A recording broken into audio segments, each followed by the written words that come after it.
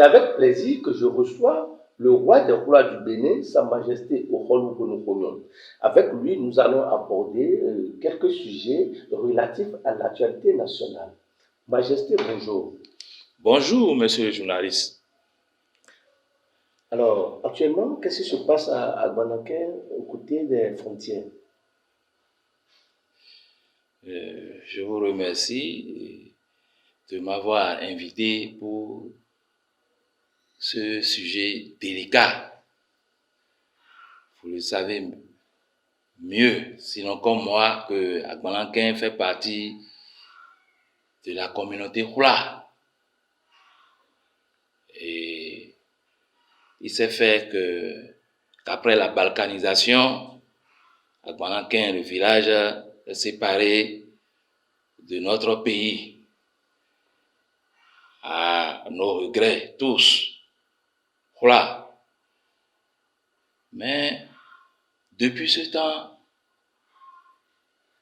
la République s'est installée et chaque président élu de chacune de nos républiques prête serment. Le serment prêté, moins que je ne me trompe, par nos présidents, nos différents présidents, j'en ai suivi à plus de 6 fois déjà. Et nos présidents prêtent serment sur l'intégrité territoriale.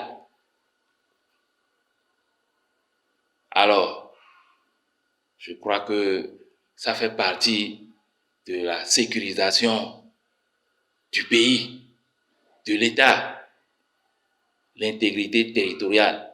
Et même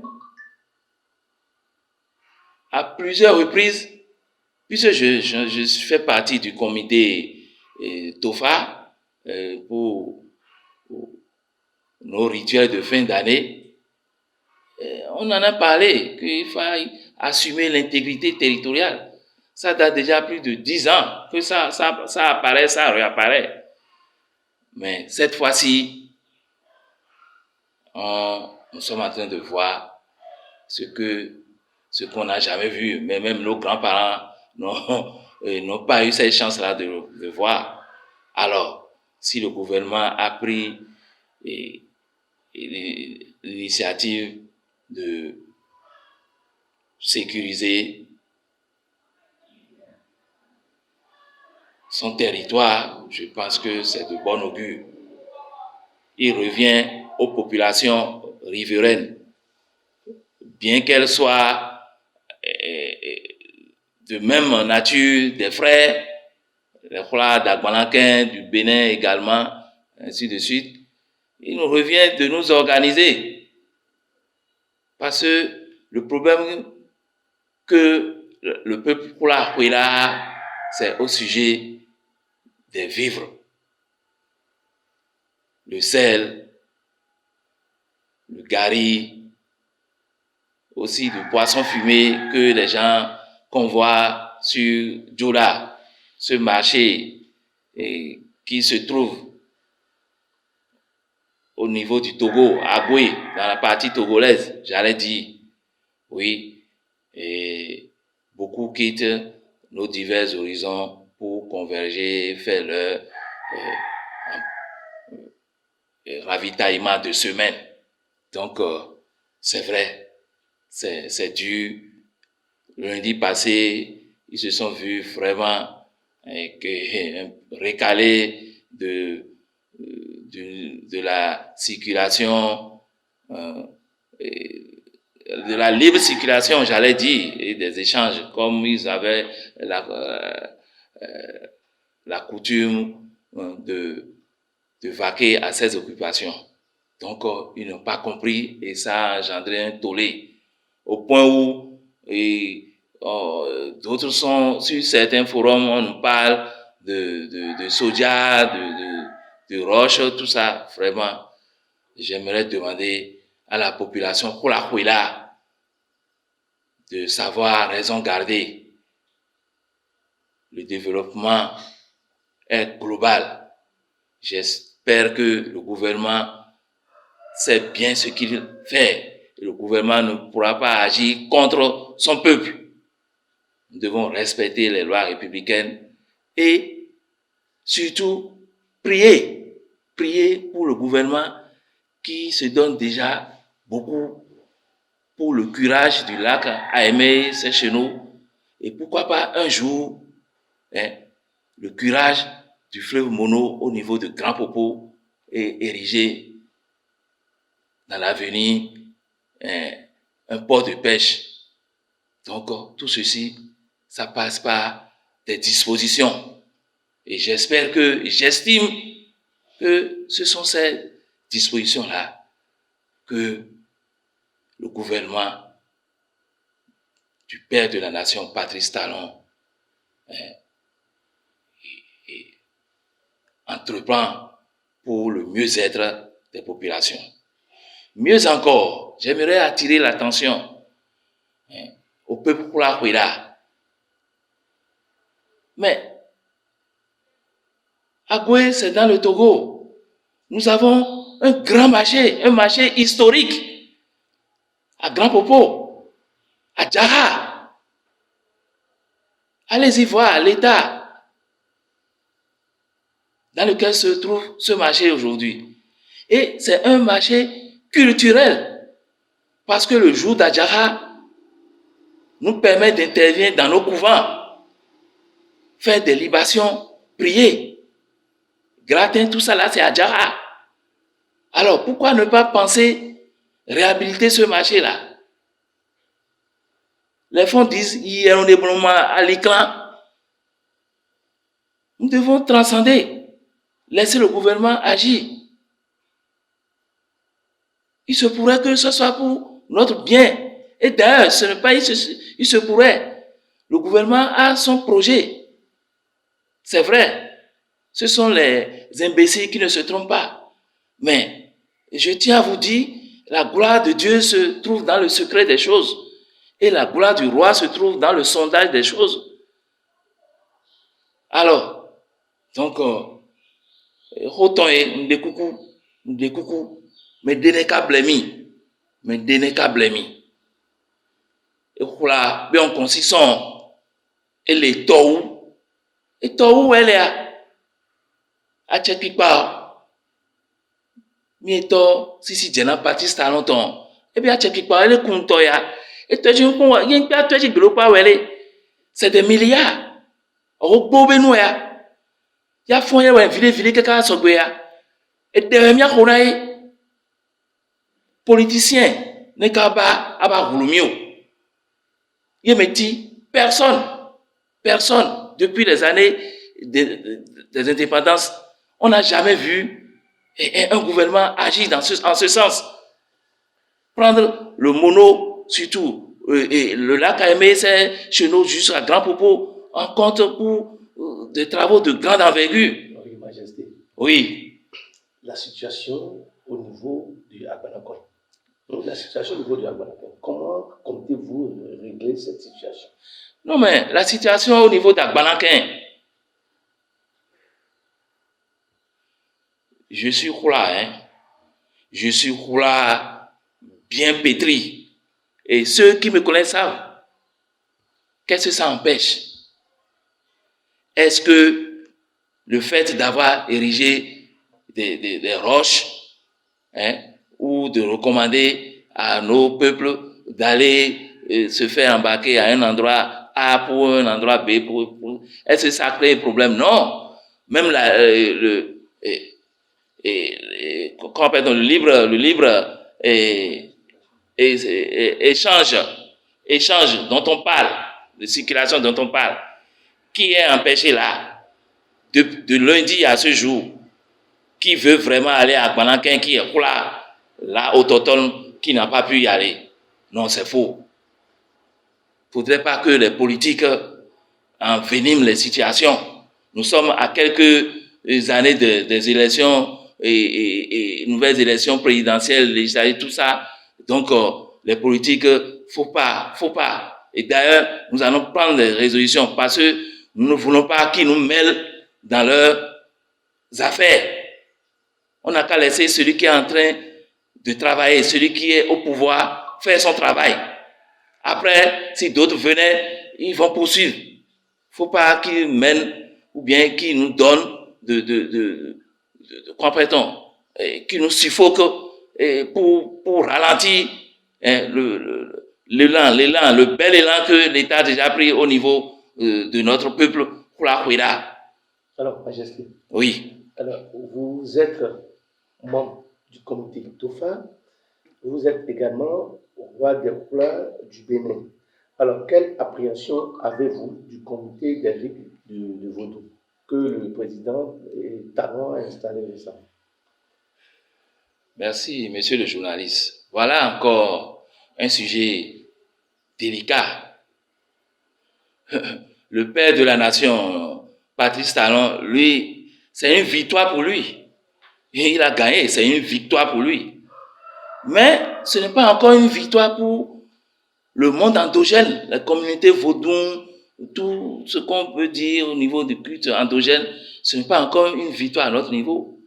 Parce que le comité mis en place, nous, hauts dignitaires, à quelque niveau que ce soit, nous devons accompagner ce comité afin d'atteindre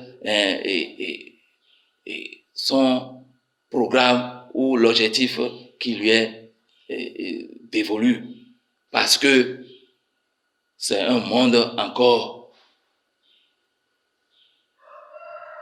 dur, j'allais dire, parce que les Vaudounon, les Bokonon, les Pharmacopées, Amanon, tous ceux-là, ce monde, vous savez mieux que moi que ça engendre toujours des griefs, des jalousies. Mais heureusement que au niveau, j'allais dire, du choix effectué par le président de la République, nous avons de grands noms tels que notre fils, notre ministre, notre député, l'honorable Maouyon Kapo, que tout le monde sait. Et il est Bokonon et il est aussi descendant d'Adjaouto. Donc en matière de vaudou, je ne pense pas qu'on doit lui apprendre quelque chose. C'est sa chose. Et aussi du professeur Doji, et que nul n'ignore, et qui est pétri de talent dans le domaine. Vous voyez? Donc, et sans oublier, je ne veux pas faire de choses, et notre frère, notre fils Bébézan, qui aussi se donne avec son âme en matière de culte endogène. Donc, et si je vous parle, et si je parle en ce sens, c'est parce que je suis descendant d'Adjaouto.